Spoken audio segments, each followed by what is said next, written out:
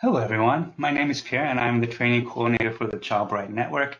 Thank you for joining us for part 3 of a virtual symposium, where we are excited to provide a platform that showcases some of the great work that our presenters are currently involved with.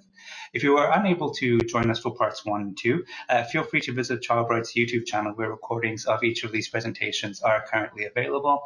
Before we get started, I would just like to remind you to make sure that your microphones are muted and that your webcams are turned off.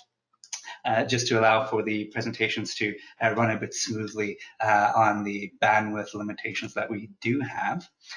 If you've joined us before, you may know that these presentations run about 10 minutes in length, and after that we allow about 4 or 5 minutes of questions and answers. Now, to submit a question to the presenter, please navigate to the link that is now displayed on the screen, and I'll momentarily share it with you in the chat box as well. But feel free to keep this open throughout the session, as we will be using the same interface for all of the presenters. Feel free to submit your questions throughout each presentation, but of course we will give you a few moments at the end to relay any of the queries you may have. Now, in addition to submitting your questions, this platform allows you to upvote other submissions. So even if you don't have a direct question to have answered, we'll encourage you to upvote any that you think are relevant or want to see answered. We will then go through these questions as they come up and direct them to presenters as time permits. As luck would have it, we usually run out of time. So if you don't get to your question, feel free to connect with me afterwards. We'll be happy to relay your query to the presenter offline and ask for their input. And with that, we can move into the presentation. So starting us off today is Carrie, who will be discussing her role as ChildBright's parent-peer mentor. In this role, her goal is to assess whether supporting parents through a parent-peer mentor role will open additional channels of communication, identify needs, and enhance engagement strategies in the various projects within the ChildBright network. So without further ado, Carrie, I'm going to hand over the virtual podium to you, and you can feel free to get started.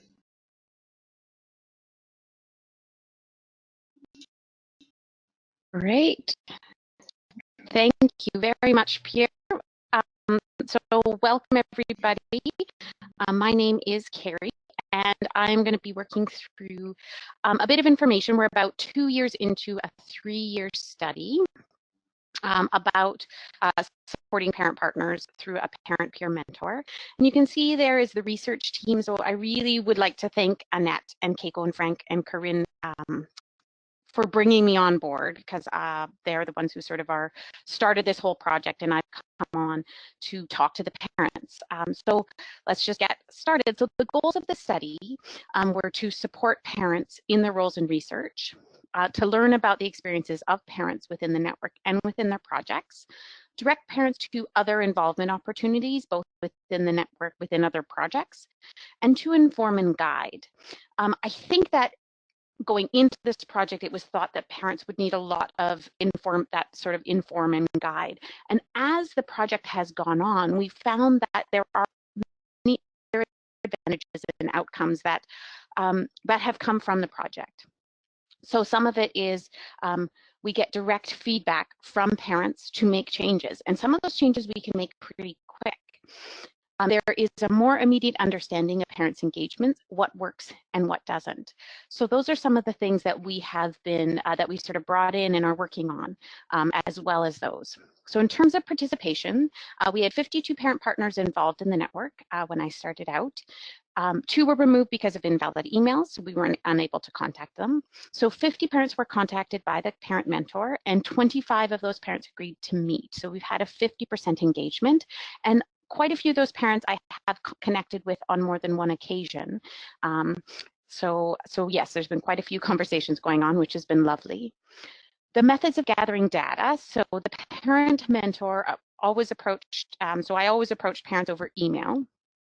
And because this is a pan-Canadian network, most of the meetings that I had were phone calls. So a small number of parents we were able to meet in person, either at ChildBright conferences or because they happen to live in the same city I do, which is Winnipeg. But many were phone calls. Also, a couple of parents did choose to just connect with me over email, so they prefer email or text their method of conversation. Most of the follow-up, so often if the phone calls came up, there were questions, anything specific feedback, thoughts they had around a specific research project or around the network. I would feed that back, and then I would ask those questions to the research network and then get them answered, usually via email, sometimes via phone calls if it was a more complicated process. So who am I? My name is Carrie Costello. I am the second person to hold this position. This position began with Susan. She pioneered this position within Childbright in 2018, and I began in March of 2019. You can see my three beautiful daughters there. Isabel's my youngest at the very bottom. Ale is my middle daughter, and Emma is my oldest. I'm part of Childbright because of my middle daughter, Ale. She loves music and hugs, and she has a profound intellectual disability. So I came on first through the Bright Coaching Project and then was brought on as the parent peer mentor. And so here's sort of how it works. So I start talking to parents. And usually that we have a pretty open-ended conversation, so we kind of go with where their interests are. And sometimes that information gets fed back through Childbright. We've set up a system where I give a report every 2 months to Childbright that kind of summarizes my discussions. All of this is if they've given me permission to, of course, share the conversation. Most felt they would rather not, and so that confidentiality is respected if they choose not to be a part of sharing of information. And the other thing that happens is sometimes I'm giving feedback to specific project researchers or projects on something that's going on. Sometimes it's questions that parents don't understand quite, and they never really had a chance to ask the question. They don't understand sort of what's happening or what the plan is or something like that. Sometimes it's just a little bit of feedback that parents want to give on how to work better on a project with the parents. So the really great thing about this is we're able to get information and make changes sometimes pretty quick, especially in the research world. I would consider it very quick. So in terms of project specific information, the parents in our network, in almost every case, felt very heard and appreciated by their projects. They feel like people are listening, they feel valued, and they feel like their work is important. So in terms of some project suggestions that we've been able to sort of roll out and feedback to projects right away, and a lot of this information for project-specific information will also come out in a tip sheet shortly that we hope will sort of help researchers in planning how to engage with parents. But some of the things were considered ways other than group meetings for parents to provide ideas and ask questions. So this came about with quite a few parents expressing that they didn't always have a chance to jump in a group meeting if it was a fairly large group, and that some of the quieter voices weren't always heard. So that basically it's that group meetings are really great and they're a great way to get discussion going, but to make sure that it's not the only way that you are reaching parent partners, or to make sure that that is working, if that is the only way that you're reaching parent partners, that is working for everybody. Another suggestion that came up is let parents know in the subject or the first few lines if this is an information email or one that requires a response.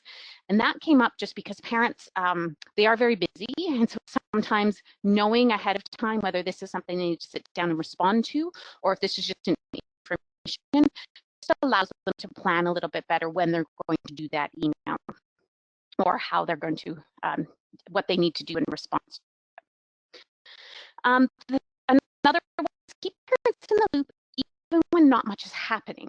So in talking to researchers, everyone was very respectful of their parent partner's time. They really wanted to make sure that they weren't overburdening them, but in doing so, often they weren't sending out regular updates. If nothing was happening, they sort of weren't sending out, so there might be months that go by. And so parents were just kind of like, I'd really rather just even have a one-sentence email saying not much is happening, or this is taking longer, or this is the next step, or we're waiting, just so that they know what's going on, and just so they're not sort of unsure. And that feeds into the next one, to be clear about expectations at the beginning and when each new phase is started. Because what happens is a lot of projects are very intense in the beginning, and then recruitment starts. Once recruitment starts, parents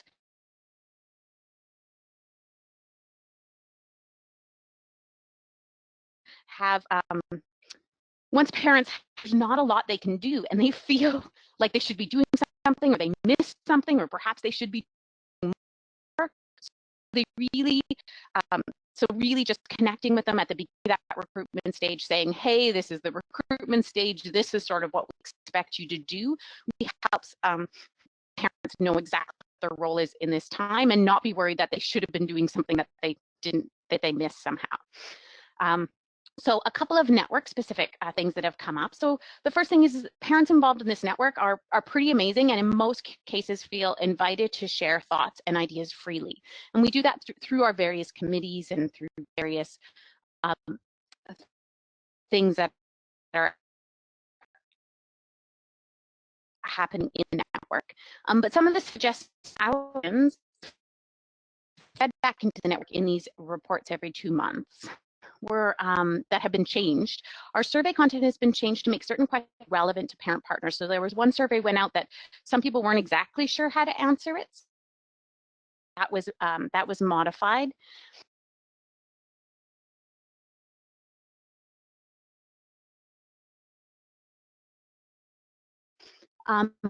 What happened is that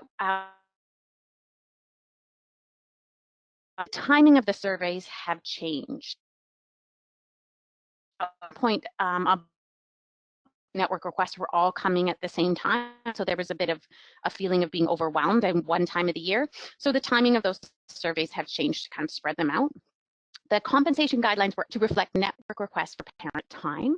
And also there was some feedback from in-person being together, as well as creating more connection time between sort of groups of researchers and parents and things like that. And this was all planned, did not happen, but that was all something that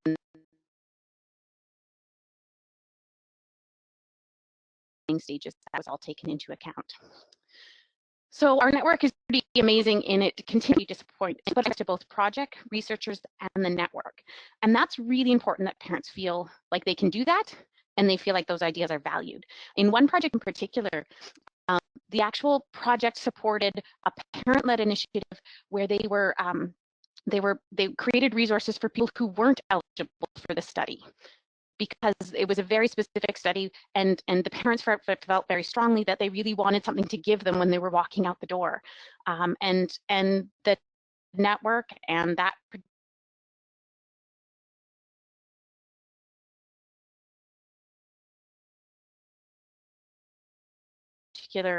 particular researcher supported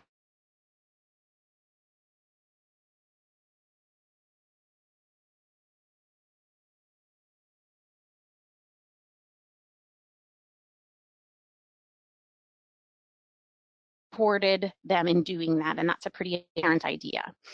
In terms of the network, the knowledge translation and training grants have been open for support in that. Right now, ChildBright is working to support parents in bringing one knowledge translation project. There are many other ideas within there, but specifically 3 things that have come out in the last few months. And these were all brought forward, and 2 of them are working with myself to try and figure out how to realize those ideas. So we can go through this because we're not researchers and we don't know what the next step is. So we need a lot of help to bring those forward in a way that can be supported by a research network.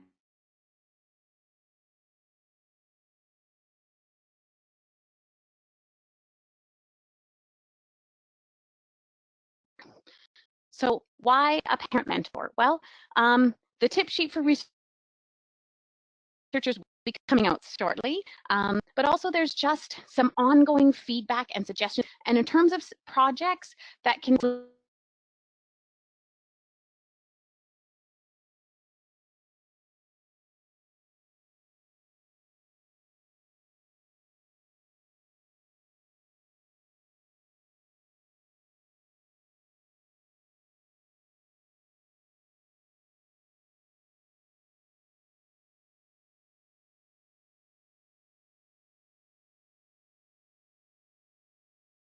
little things can just be fixed right away if we're talking constantly to our parents. Answering questions and dealing with issues as they come up. And also connecting parents with other resources. No, because you're just going to get really the right person. Having someone to go to when they diverge into. So all of those, this enters in staff as an assistant pleasure. Guiding parents in every way they can. And some of that is making changes. Some of that is listening to the ideas. All these things come together to really parents an important part of this network. And I think parents know that and they appreciate it and they give of their ideas and time because of that. So that's it for my presentation part. So I would love if there's any questions, please go ahead.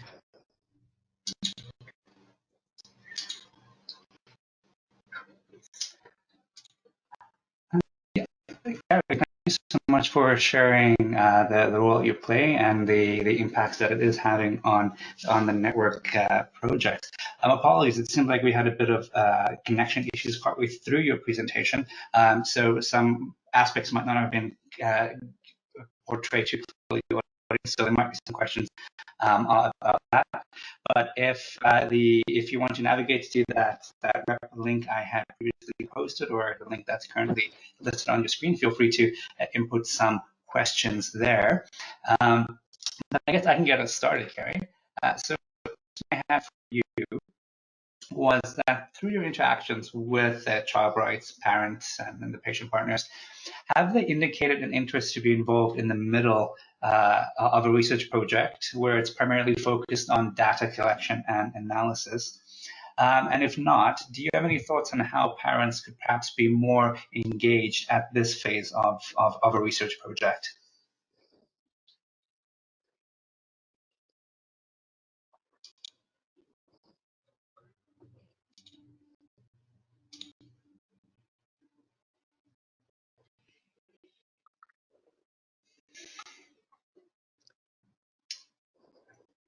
Sorry, Carrie, did you get that?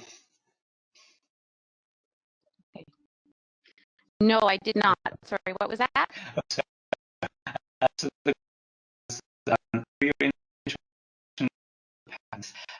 have they indicated an interest to be involved during the middle part of a research project where it's primarily focused on data collection and analysis? If not, do you have any thoughts on how parents could be more engaged at that level of a research project? Really great question and a bit of a difficult one to answer. And I think parents do feel that. They feel like they're a bit disconnected during that phase if they aren't big social media users or have a big presence in other organizations. So that is it is an interesting question. And I think I don't know if there's a lot of answers to that. I mean, some of them our parents are bringing forward some of their own projects within that time period. Also, just letting parents know that that's where you're at in the project is really important, just so that they don't feel like they should be doing something that they're not. Did that come through clearly? Great, thank you. Yeah, so just the idea of being transparent and open and just keeping those channels of communication open. Wonderful. Thank you so much, Carrie, for sharing your thoughts today. It doesn't seem like we have any other questions. So yeah, if anything else came up on the audience, feel free to send me your questions, and we will definitely connect with Carrie and have your query addressed.